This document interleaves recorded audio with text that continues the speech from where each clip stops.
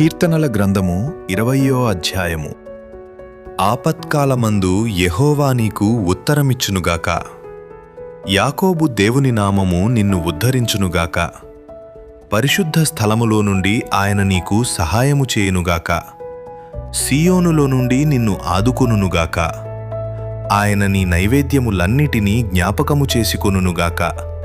నీ దహన బలులను అంగీకరించునుగాక. నీ కోరికను సిద్ధింపచేసి నీ ఆలోచన యావత్తును సఫలపరచునుగాక.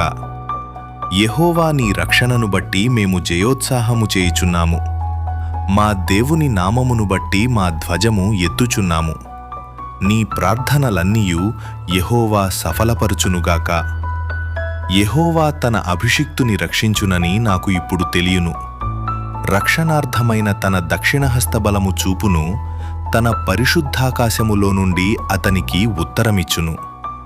కొందరు రథములను బట్టియు కొందరు గుర్రములను బట్టియు అతిశయపడుదురు.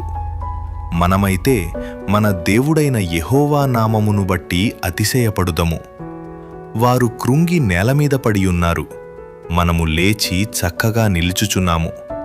యెహోవా రక్షించుము.